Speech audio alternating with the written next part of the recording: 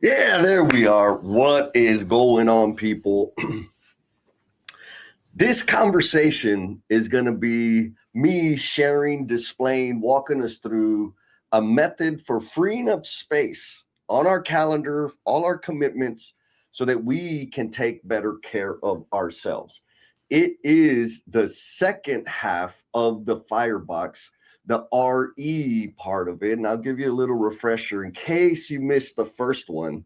Um, but ultimately, if you're out there and you're making things happen and you know that there's a lot more that you want to contribute into the world, but you just can't find the time, this video is for you because we got some good tactics that kind of seem easy, but they're not. They're easy in direction and a little more challenging in practice. I'm Jesse, and this deceivingly simple framework has helped me and a whole bunch of other ballers out there find ways to shift from being overcommitted and burning out or on the verge of burnout to actually making real measurable progress on the things that matter most to them. And so before we go in there, I want to know, am I the only clown on this live stream this morning? Good morning, wherever you are. I know I could see there's some people there, but I don't know who it is. So if you would, leave me a note in the comments. Tell us where you're coming from, what part of the world you in.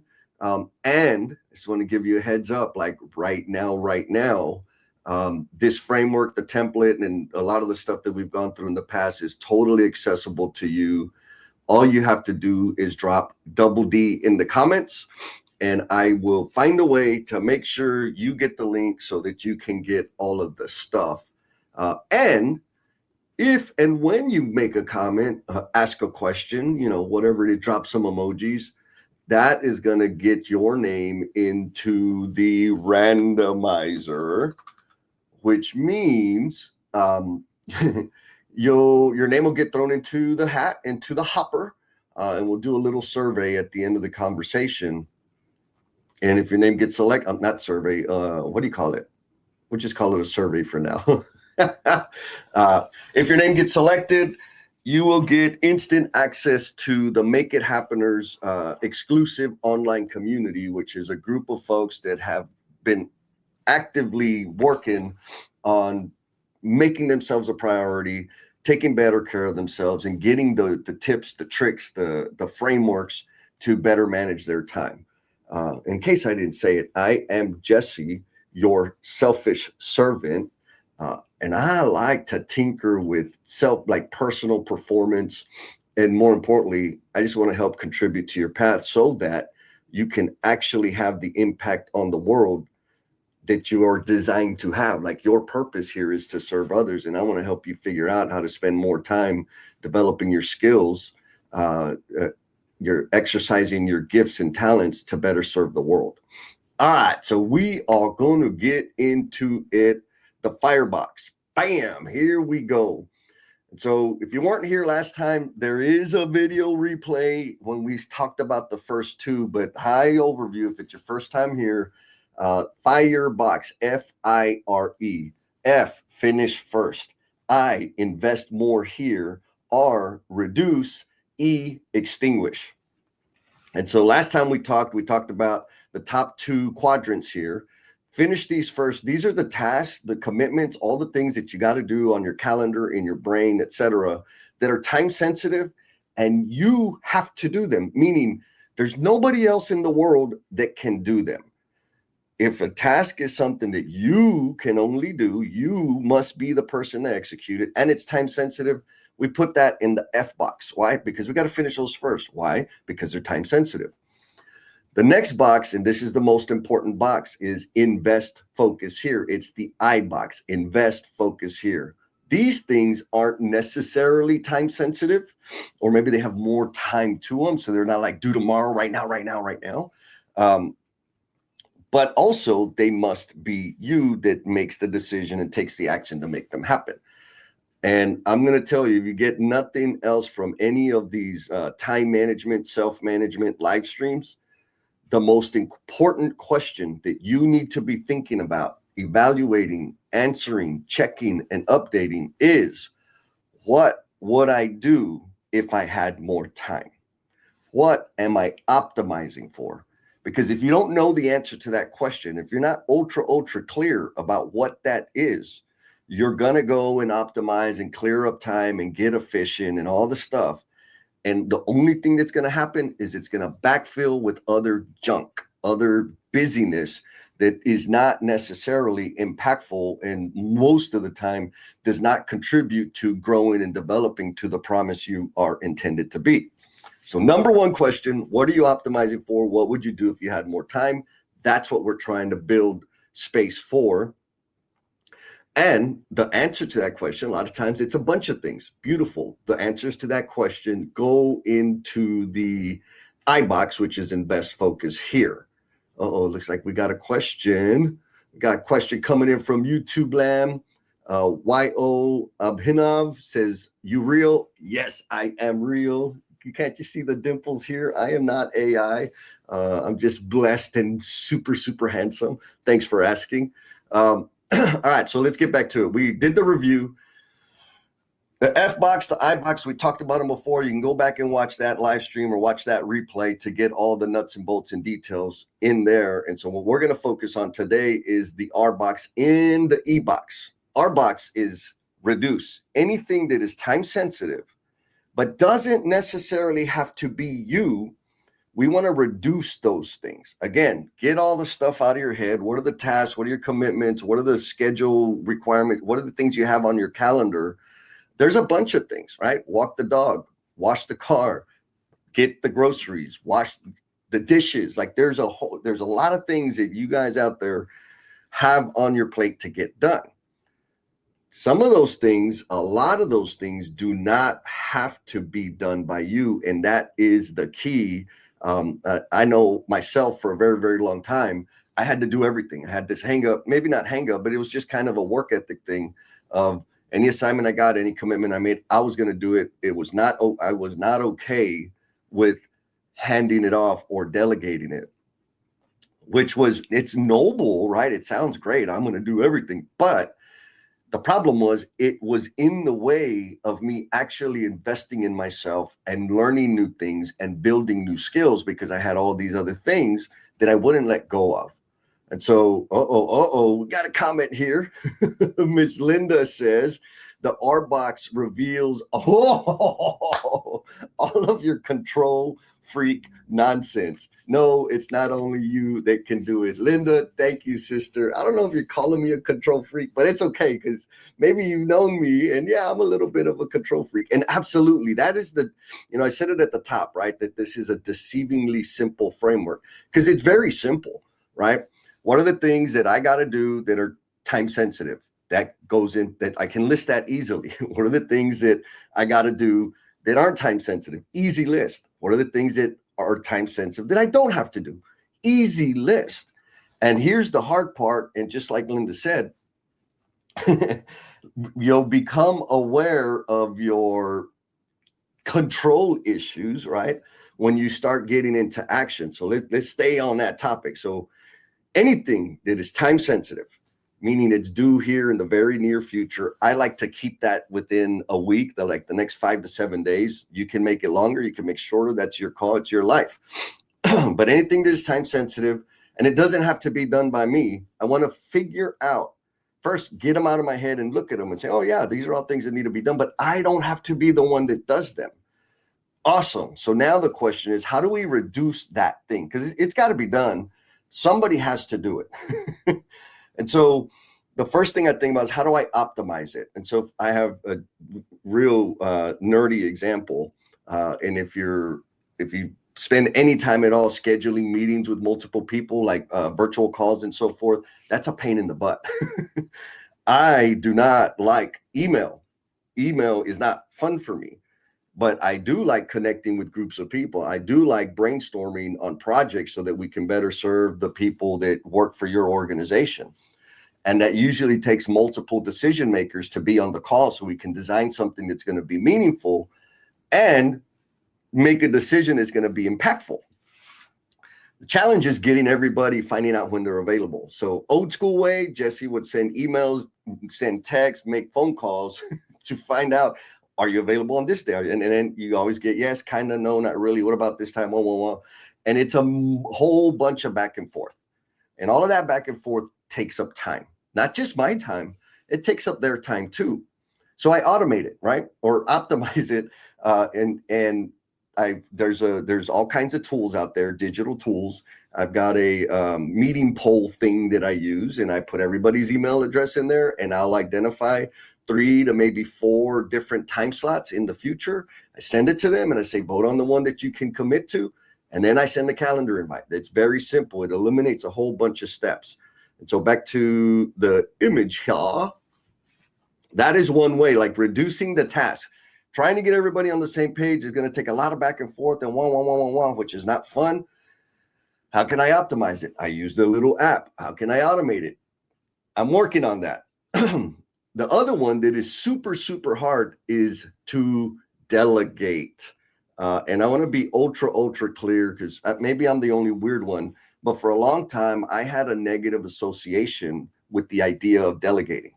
And it was because my bosses, or some of my bosses at the time, they would come and drop a big old hot pile of poo-poo on my desk that's due tomorrow.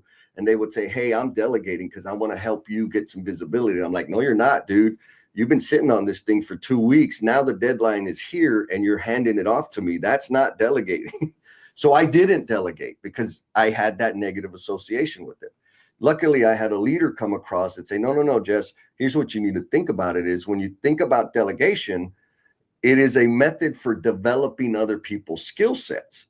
And I said, oh, he's like, so if you hand them the task with the appropriate amount of time and help them, give them the resources they need to figure it out and execute the task, that's delegating. I said, oh, got it. And so that totally shifted my mind. I don't know if that helps you. It might just be me because I got a twisted head about a lot of things. I'm very sensitive. But back to the idea, right? When you got a bunch of things that are your tasks, your responsibility, or that are on your calendar, right? That are commitments that you made, responsibilities, chores are a perfect example of this. You can delegate that. And so my example is before we get to the example, I want to give a shout out to my sister, Miss Sarah, who is she's amazing, having massive impact. And there are multiple signals right now in the universe that she is going to continue to have massive, exponential, massive impact going forward. And so it was back to the delegating part, right? I do not like going to the grocery store, but I got to go to the grocery store. I mean, clear example today. I just got back. I was in Dallas yesterday with an amazing group of people at Skiles Group. The day before that, I was in Houston with McCarthy. And I've been traveling around all week. I got home and guess what? Reality has hit and my refrigerator is empty. So I need some groceries. I need to sustain myself. But I don't like groceries. I don't like going to the grocery store. I can't stand people leaving their damn baskets in the middle of the aisle. I love kids. I love their energy. They want to run around and have fun. And all their parents are doing is nagging and getting after them. And it gives me flashbacks of when I used to get in trouble. So it's just not a great experience. Plus the time it takes to travel, get the stuff and come back. So I outsourced that. I delegate it to somebody else. I found an app so that somebody else can do it. Another thing, mowing the lawn. I don't care necessarily about how beautiful the lawn is. Is it cheaper for me to do it? Sure, it is. But really, I got family. I got a brother who could use some cash. And so I delegate it. Sure, I pay him to do it. But if you're a parent, guess what? You have ultimate authority. And you can delegate the washing of the dishes, the folding of the laundry, like just those things that got to be done. It doesn't have to be done by you. You can delegate that to them, right? And it is a life skill. You can help those youngins build some life skills that they are going to need so that they can be independent and get out of your house at some point in the future. Anyways, main idea is get all the stuff out of your head. The things that they're kind of time sensitive. You know, I gave the little example of me going to the grocery store when I'm running out of groceries. It's time sensitive. I need to get some food, but it doesn't have to be done for me. Optimize, delegate, automate, right? First step, get it out of your head, and then look at each one at a time, and think, like, really be creative about how can I optimize it? How can I make it smaller? I want to reduce it. How can I automate it? Not all things can be automated. Well, not yet anyways. Or who can I delegate it to?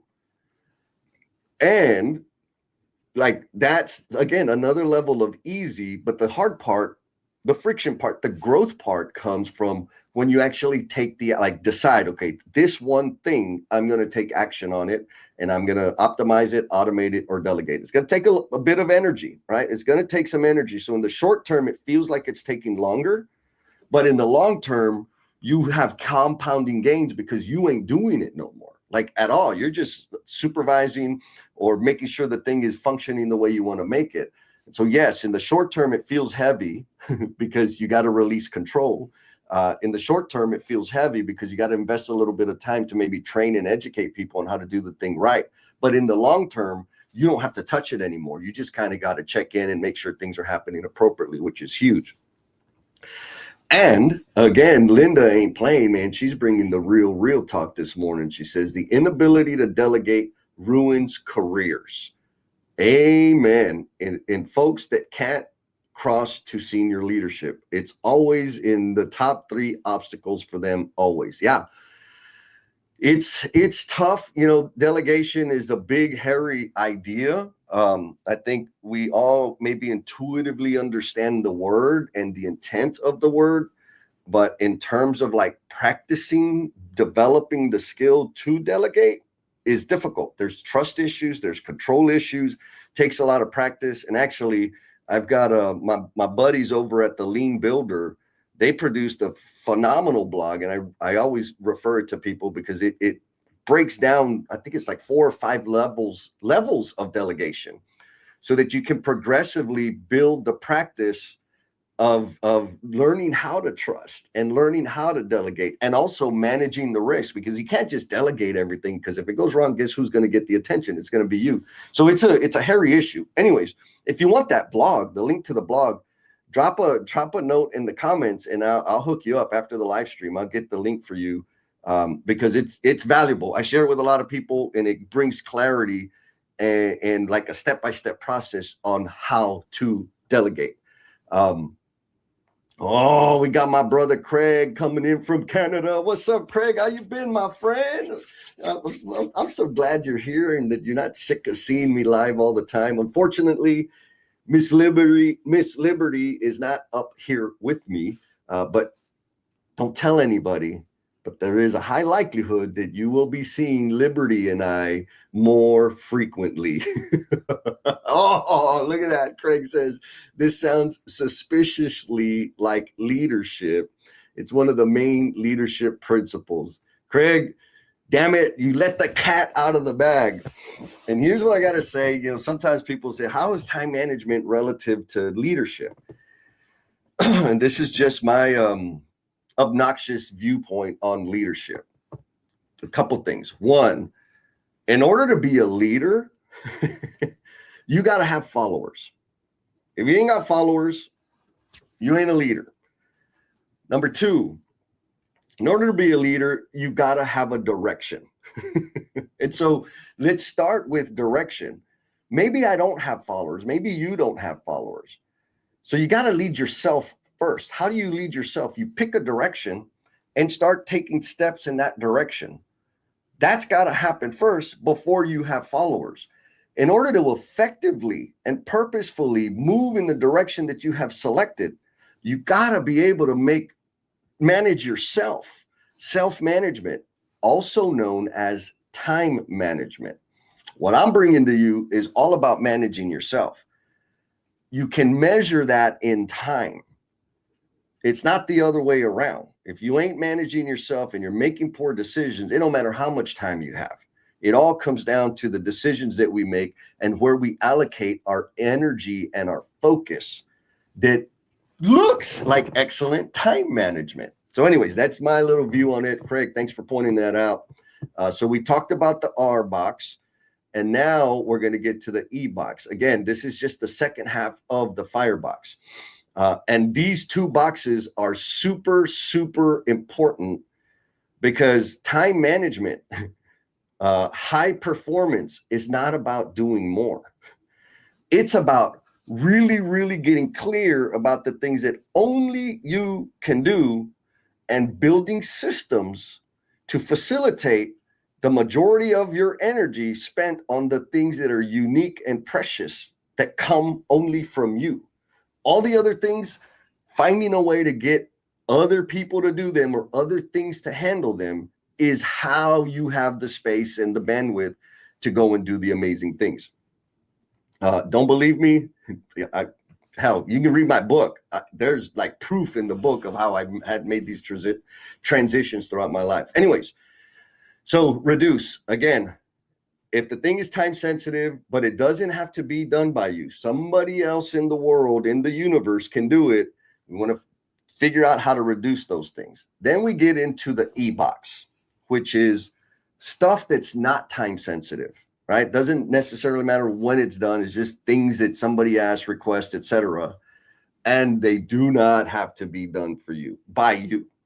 These are things that we want to extinguish. We want to get rid of them. Now, I use the word extinguish instead of like stop doing them, because just stopping sounds sexy, right? It sounds like no is a one-word sentence. Like I get it, but how do we do it? So the reason I say extinguish is if you've ever been involved in a fire, it doesn't go out just like that, right? Like you got to take some action and you got to keep an eye on it, make sure embers aren't lighting back up, and take some more effort, and eventually you extinguish the fire. And so same thing here. It's not a one shot wham bam deal. What we want to do here, anything that is not time sensitive and does not have to be done by you, again, give yourself some permission to be flexible and creative in terms of it doesn't have to be done by you. Because right now you probably feel it all has to be done by you. But like for real, can another damn human being, robot, AI, tech, whatever, do the thing? If the answer is yes, it does not have to be done for you, by you. And so what we want to do is extinguish, outsource, have a conversation, or just stop. I know from my experience, a lot of things are very difficult to just stop because there are other people that have an expectation of me continuing to do the thing, to continue to show up for the thing, to be present for the thing. So it's not easy to stop. You can stop, but before you can stop, you got to have a conversation, right? And so that's kind of the meat here. What I want you to take away from this, anything that is not time sensitive and does not have to be done for you, and you want to stop it, have a conversation with whomever it is that has the expectation of you doing it, clicking the buttons or doing whatever it is. I'll give you a perfect example. I've had back in the day when I had a real job, there was one meeting I had on my calendar, and it was at a time that wasn't great. It caused me to stay later and fly out of the city that I was in later in the evening, which impacted my sleep, But it was my boss sent me the invite, so of course I was going to be there. I wasn't getting any value out of it, and I wasn't contributing any value. So I called my boss. I said, "Hey man, like I've been on this meeting 3 or 4 times now. I'm not contributing anything, and I'm also not getting anything out of it. Like I need some help. Can you clarify what I'm supposed to be bringing to the table, why I'm on the invite? Because I want to make sure I'm doing things right. Or can I get excused from the meeting because this is how it's impacting my travel?" And my boss was like, "Oh man, he let me know why they wanted me in the meeting." And he's like, "You're already doing that." I'm like, "Yeah." And I said, "Oh, okay. So that I understand the purpose now, but I still physically don't have to be present live when the meeting's happening." So are you recording it? So yeah, we record it. So can I just get the recording of it?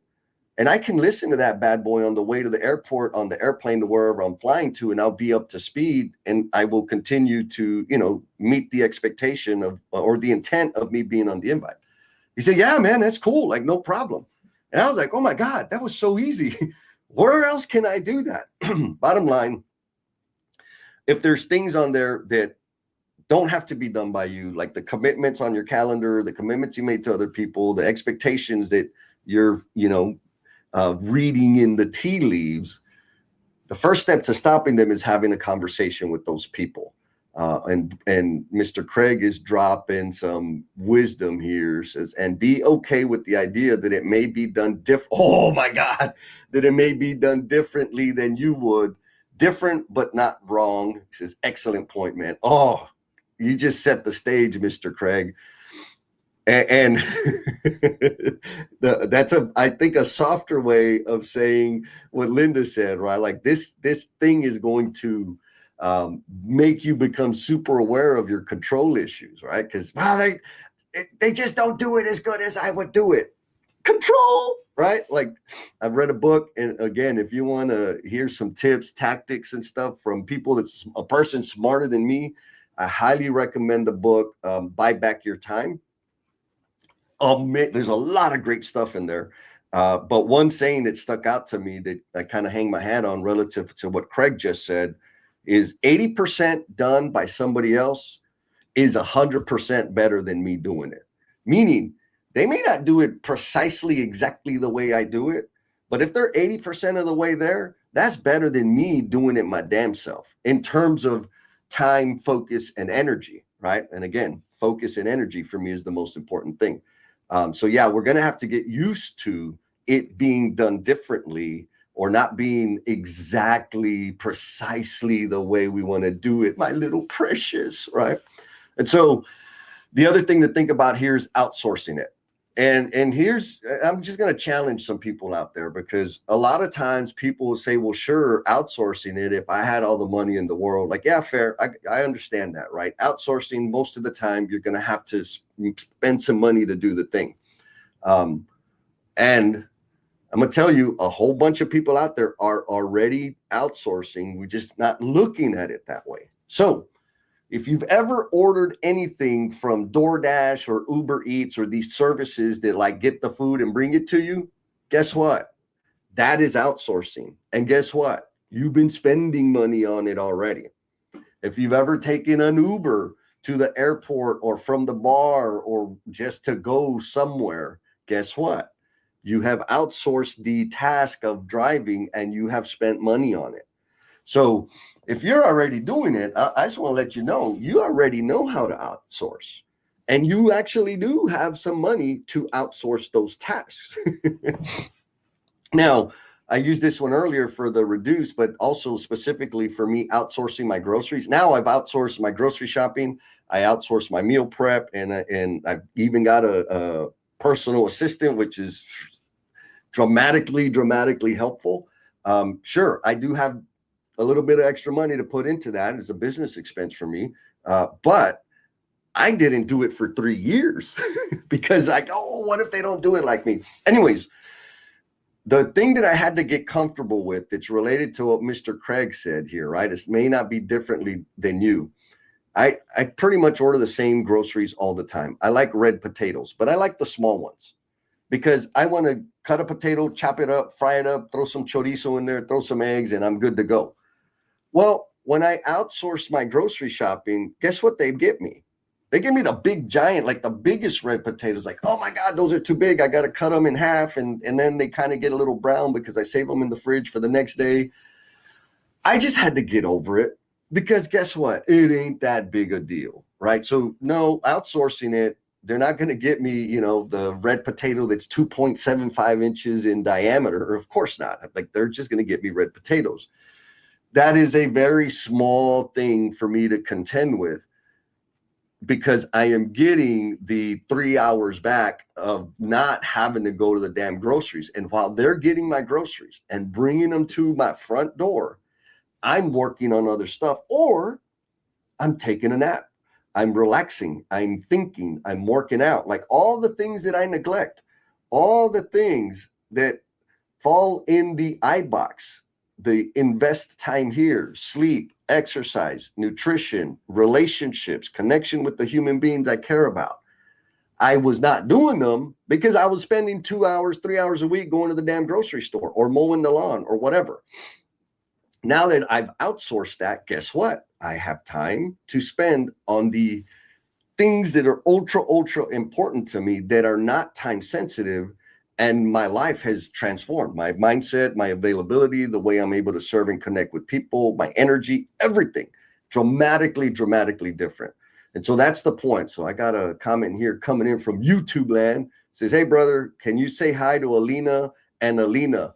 Alina and Alina, hello, how you doing? If you're out there on the live or watching the replay, we want to give you a shout out. And also, if I see you in real life, I'll do the same thing. Appreciate you. YouTube, was it Aluna on YouTube?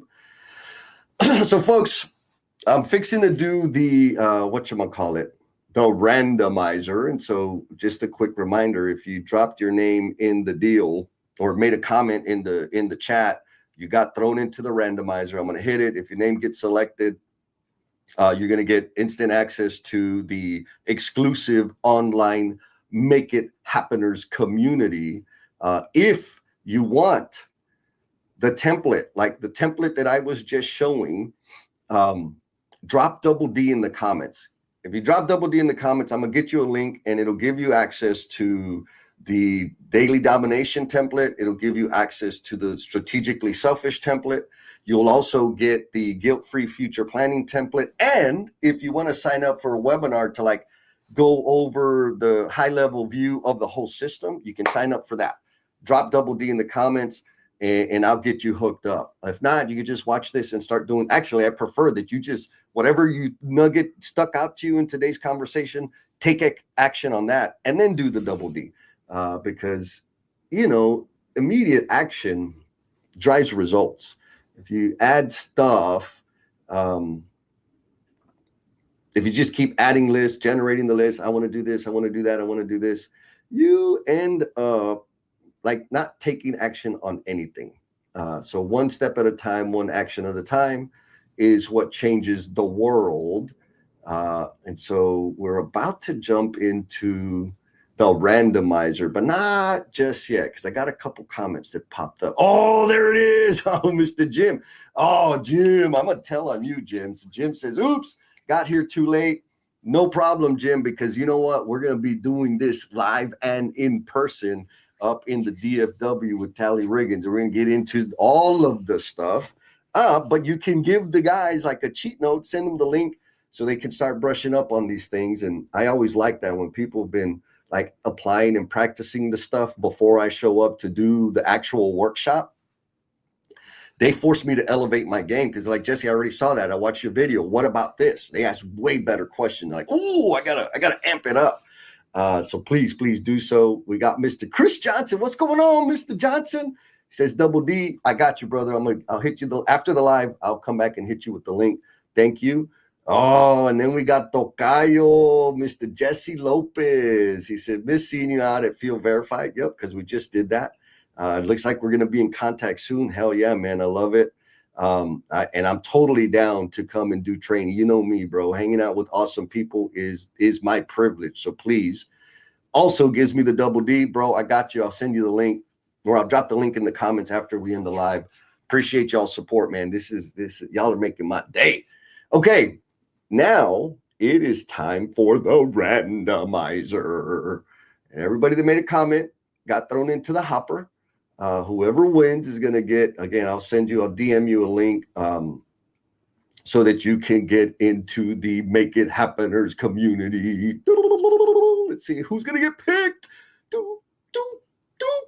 Oh, Aluna. Okay, so at Aluna, this is going to take a little extra effort because I'm not sure how to track you down on the YouTube. And so maybe request for all you folks out there in the Omniverse, if you know how to like DM people on YouTube, I probably should know how to do that since I'm always on the damn live streaming stuff. Let me know. And if not, Aluna, if you're out there, if you can find me on the LinkedIn, search Jesse Depth Builder and DM me. I want to make sure I get you the deal. So congratulations on winning, folks. Appreciate all of y'all. Oh, look at this troublemaker, Mr. Ernest, my brother. He says, great fire. Couldn't read it from phone. Yeah, man. Okay. Thank you for asking. Because in some places the formatting, it's very narrow and you can't see all the words. So fire, F is finish, these first. I is invest focus here. R is reduce, and E is extinguish. And so anything that is time sensitive that only you can do, it must be done by you, that goes in the F box. You want to finish those first. Anything that is not time sensitive, but also must be done by you, that goes in the I box, because we're trying to figure out, find a way to invest more time there. R, reduce. Anything that is time sensitive, but doesn't have to be done by you, can be done by some other human being in the world, that goes in the R box. Those things we want to optimize, automate, or delegate. And then lastly is E, extinguish. These are the things that are not time sensitive and do not have to be done by you. Those things we want to figure out how to outsource, have a conversation so that we can stop doing them. So FIRE, finish first, invest time here, reduce and extinguish. The reason we want to, like, the whole damn point is if we reduce and extinguish the things that we absolutely do not have to be doing, we can then spend more time in the I box. We can spend more time on the things that are really important to us that we have been neglecting, underserving, thinking about, hoping someday when everything works out, we're actually going to do it. The only way to do that is to start removing things, minimizing things, reducing things, and extinguishing things so that we have the energy and the bandwidth to actually focus on the important things. That's the game. That's the ticket. Ernest, thank you for asking. Folks, I appreciate all of you being out here. Love all the comments.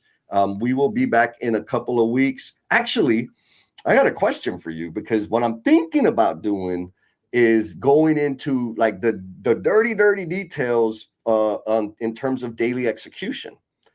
But I don't think I've ever asked you guys, what do you want me to dive into? Like, there's 3 buckets. There's future planning, which is long-term planning. There's calendar management, right? Which is part of the Firebox, is part of that. And then there's daily execution. So if there's anything specific, like a real specific topic or point in terms of time management or energy management, taking better care of ourselves, or more accurately, self-management, let me know in the comments. Like, if I don't get a request, I'll come up with something. But if there's something like really confusing or something you want to chew on and go back and forth on, let me know in the comments. I'm happy to address it. So anyways, appreciate you very much. Be kind to yourself, be cool, and we'll talk at you next time. Later, chicken.